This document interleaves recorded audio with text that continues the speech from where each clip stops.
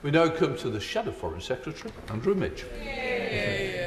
Mr. Speaker, may I welcome the Foreign Secretary to his new position, since this is the first time we've met across the dispatch box since we swapped sides.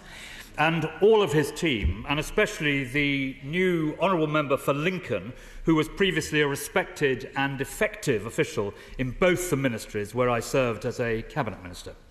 May I urge the Foreign Secretary to avoid any suggestion of some sort of international legal moral equivalence between a terrorist murderer and the elected head of a democratic state.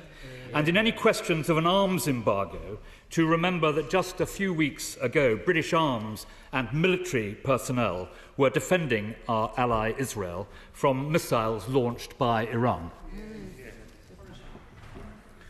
Well, Mr. Speaker, can I begin by welcoming the honourable gentleman to his position. It's great to see him where he is and not on this side. Can I say to him, he will know that these are very, very serious issues, that the test under criteria 2C is whether there is a clear risk. That is based on very careful assessments and careful assessments of the law. He would expect me to pursue that with all sobriety and integrity, and that is what I intend to do. We come to Shadow Foreign Secretary Andrew Midge. And he'll get full support from this side of the House in imposing open registers of beneficial ownership on the overseas territories.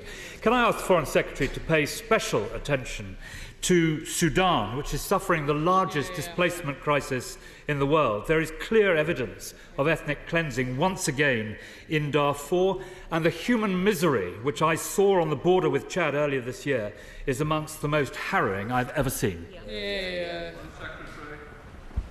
Well, I'm very grateful to the honourable gentleman for raising the issue of Sudan. I was able to raise this issue with G7 foreign ministers in my first days in office, and I continue in discussion with the United States, who, as you know, have summoned a gathering in Switzerland to try and achieve that peace. Andrew Mitchell. Thank you, Mr. Speaker. Both main parties committed in their manifestos to restore the 0.7% international development target. And as you will have seen, last year we reached nearly 0.6%.